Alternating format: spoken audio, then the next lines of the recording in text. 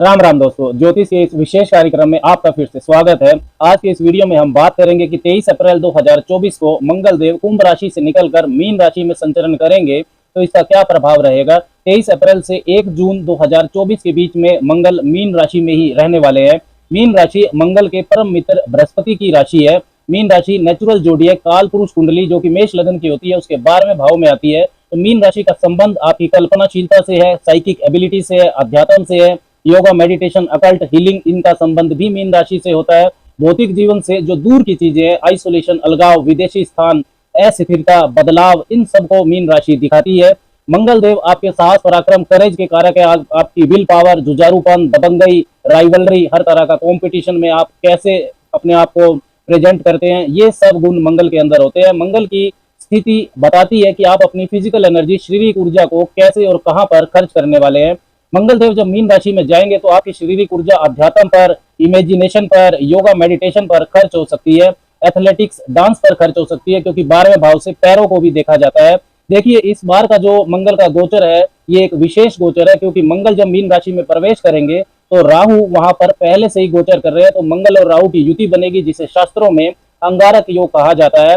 राहु के साथ एक ही भाव में मंगल देव का गोचर वैसे तो 1-1.5 वर्ष में हो ही जाता है, लेकिन मंगल और राहु की युति मीन राशि में ये जो संयोग बन रहा है ये लगभग 17-18 वर्षों के बाद बन रहा है। राहु की ऊर्जा एक तामसिक, भ्रम देने वाली, जुनूनी ऊर्जा है। भौतिक इच्छाओं की पूर्ति के लिए राहु प्रेरणा देता है, चाहे उन इच्छाओं को पूरा करने का जो रास्ता है वो कानूनी हो या गैर कानूनी, राहु इसकी परवाह नहीं करता है। Suddenness, rebelliousness, foreign things, outcast चीजें, असामान्य चीजों का कारक राहु होता है। मंगल और राहु दोनों ही नेचुरली, नैसर्गिक रूप से अशुभ ग्रह होते हैं। मंगल जहां स्पोर्ट्स, एक्सरसाइज, जिमिंग करना, engineering, competition, police, army, technology का कारक है, इसी के साथ ही मंगल हर तरह के वाद विवाद, फिजिकल फाइट्स, हिंसा, चोट लगना, दुर्घटना, कर्जे, क्रिमिनल टेंडेंसीज का भी कारक होता है। तो मंगल के अंदर सकारात्मक और नकारात्मक दोनों तरह की ऊर्जाएं होती है। मंगल और राहु के एक साथ आ जाने से राहु मंगल के नकारात्मक गुणों को एम्पलीफाई कर सकता है। नेगेटिविटी बढ़ेगी, दबंगई, चीजें नहीं मिले तो उसे छीन ले, ऐसा एटीट्यूड बढ़ेगा। क्रोध, आक्रामकता, तामसिकता में वृद्धि होगी, इसीलिए इसे अंगारक योग कहा जाता है। रिस्क लेने की अक्षमता बढ़ेगी, इच्छा शक्ति, विल पावर बढ़ेगी, अपने लक्ष्य को हर हालत में पाने की कोशिश रहेगी। साथ ही cheating tendencies, power hunger, foreign activities, तांत्रिक क्रियाएं, इन सब मामलों में भी वृद्धि होगी। चोट, दुर्घटना, सर्जरी का भी ज्यादा योग बनेगा। सभी के लिए 12 मई से लेकर 23 मई के बीच का समय विशेष सावधानी वाला रहेगा, जब मंगल और राहु के बीच की जो अंशात्मक दूरी है वो 5 डिग्री से कम होगी। अब बात करते हैं कि मंगल के राशि परिवर्तन का, मीन राशि में संचरण का मिथुन वालों पर, जेमिनी पीपल पर क्या प्रभाव रहेगा। चंद्र राशि, जन्म की राशि पर यह वीडियो आधारित है। आप इसको लगन की राशि से भी देख सकते हैं। अच्छा तो यही होगा कि आप इसको दोनों से देखिए, चंद्र राशि से भी और लगन से भी। यदि दोनों से गोचर फल शुभ है तो आपके लिए ये ग्रोथ वाला पीरियड रहेगा। यदि एक से शुभ और एक से अशुभ है तो आपको परिणाम भी मिश्रित मिलेंगे, शुभ भी और अशुभ भी। यदि दोनों से गोचर फल अशुभ है तो आपको काफी सावधानी रखनी होगी। मिथुन वालों के लिए मंगल आपके 6ठे और 11वें भाव के स्वामी बनते हैं, और मंगल और राहु की ये जो युति है ये आपके 10वें भाव में बन रही है, जहां से मंगल अपनी 4th, 7वीं और 8वीं दृष्टियों से आपके पहले भाव, 4th भाव और 5वें भाव पर प्रभाव डालेंगे। मंगल आपके लिए 6ठे और 11वें भाव के स्वामी है, तो भाव स्वामित्व के अनुसार वो आपके लिए अशुभ ग्रह बनते हैं, फंक्शनल मेलेफिक है। 6ठे भाव से रोग, ऋण, शत्रु, चैलेंजेस, आपका डेली रूटीन, इन सबको देखा जाता है। 11वें भाव से आपके gains, income, professional network circle, इनको देखा जाता है। और 10वें भाव में जहां मंगल और राहु का योग बनेगा वो आपका कैरियर भाव है, आपका वर्क एनवायरनमेंट, स्टेटस, अथॉरिटी, इनको 10वें भाव से देखा जाता है। तो 6ठे भाव के स्वामी होकर जब 10वें भाव में जा रहे हैं तो कैरियर में चैलेंजेस और चुनौतियां बढ़ेंगी, शत्रु भी बढ़ेंगे, लेकिन मंगल को दिशा बल भी मिलता है 10वें भाव में, तो उसका सामना करने की हिम्मत भी आपके पास होगी।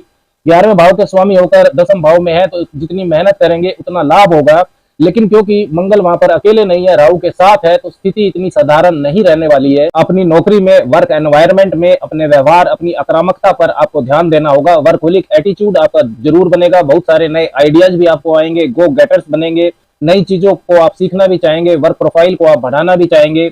यदि आप विदेश में काम कर रहे हैं या defence sector, energy sector, technology, innovative fields, media, इन सब में यदि आपका व्यवसाय है तो आपको लाभ हो सकता है। अगर आप कैरियर के लिए, एजुकेशन के लिए घर से दूर जाना चाहते हैं, विदेश जाना चाहते हैं, तो भी आपका प्रयास सफल हो सकता है। लेकिन कार्य क्षेत्र में इम्पल्सिव, आक्रामक व्यवहार के कारण आपके झगड़े हो सकते हैं, शत्रुता आपकी बढ़ेगी, वाद विवाद हो सकते हैं, सीनियर से आपके वाद विवाद हो सकते हैं। आप समाज के प्रभावशाली लोगों से लिंक बनाना चाहेंगे, लेकिन आपको गलत संगति मिल सकती है जिससे आप परेशानी में पड़ सकते हैं। यदि आपकी महादशा अंतरदशा खराब चल रही है तो आपकी जॉब छूट भी सकती है या कोई कानूनी परेशानी शुरू हो सकती है। देखिए 1 मई 2024 से बृहस्पति राशि परिवर्तन करेंगे, वो आपके दसम भाव के स्वामी हैं और वो 12वें भाव में गोचर करना शुरू कर देंगे। और साथ ही में मई के महीने में 13 मई से लेकर 24 मई के बीच में मंगल और राहु काफी क्लोज कंजक्शन में होंगे। उनका जो अंशात्मक दूरी है वो 5 डिग्री से कम रहेगी, तो काफी सावधानी आपको रखनी चाहिए। सूर्य देव जो आपके तीसरे भाव के स्वामी हैं वो 14 मई से पहले आपके लाभ भाव में गोचर करेंगे अपनी उच्च राशि मेष में। तो काफी नए आइडियाज आएंगे आपको इनकम बढ़ाने के लिए। आप कोई नया स्टार्टअप शुरू करना चाहते हैं या कोई नया बिजनेस शुरू करना चाहते हैं तो समय बहुत ज्यादा अनुकूल नहीं है। उम्मीद से ज्यादा धन आपका इन्वेस्ट हो सकता है या धन आपका फंस भी सकता है। अपने करियर के लिए अपनी काबिलियत, पर्सनल और प्रोफेशनल एफिशिएंसी को बढ़ाने पर यदि आप फोकस करेंगे तो आपके लिए अच्छा रहेगा। करियर में बढ़ोतरी के लिए या नया काम शुरू करने के लिए कर्ज लेना भी शुभ नहीं रहेगा, इसको आपको अवॉइड करना चाहिए। शॉर्टकट ना अपनाए, किसी भी तरह की कॉन्स्पिरेसी का हिस्सा नहीं बने। मंगल की चौथी दृष्टि आपके पहले भाव पर रहेगी। पहला भाव आपके सेल्फ को रिप्रेजेंट करता है, आपका व्यक्तित्व, एटीट्यूड को वहां से देखा जाता है। मंगल की इस दृष्टि के प्रभाव से क्रोध आपके अंदर बढ़ेगा, आपके अंदर आक्रामकता बढ़ेगी। अपनी सामाजिक छवि, सोशल जो इमेज है उसका आपको विशेष तौर पर ध्यान रखना है, उसको सही रखें क्योंकि इसका सीधा प्रभाव आपकी पर्सनैलिटी पर पड़ेगा। मंगल की जो 7वीं दृष्टि है वो आपके चतुर्थ भाव पर रहेगी। चतुर्थ भाव से घर, आपकी मानसिक शांति, प्रॉपर्टी, माता, इन सबको देखा जाता है। तो माता पिता से वाद विवाद करने से आपको बचना है। मन में आपके गुस्सा रहेगा। नया घर, नई गाड़ी, प्रॉपर्टी या घर बदलना, इन सब के लिए ये समय बहुत ज्यादा शुभ नहीं है। मंगल की जो 8वीं ट्रांसफॉर्मेटिव एस्पेक्ट है वो आपके पंचम भाव पर रहेगी। पंचम भाव से आपकी बौद्धिक क्षमता, आपके निर्णय लेने की शक्ति, स्पेकुलेशन इन संतान, इन सबको देखा जाता है। मंगल की 8वीं ट्रांसफॉर्मेटिव एस्पेक्ट आपके पंचम भाव पर रहेगी। पंचम भाव से आपकी बौद्धिक क्षमता को, निर्णय लेने की शक्ति को, संतान पक्ष को, स्पेकुलेशन को, इन सबको देखा जाता है। तो निजी जीवन और व्यावसायिक जीवन में संतुलन बनाने की आपको कोशिश करनी चाहिए। संतान पक्ष की भी चिंता बढ़ेगी। स्पेकुलेशन में आपको बहुत ज्यादा रिस्क नहीं लेना है। तो मिथुन वालों के लिए मंगल का मीन राशि में संचरण आपको कैरियर के मामले में और अपने जो निजी जीवन है उनके मामलों में काफी सावधानी रखने के लिए कह रहा है।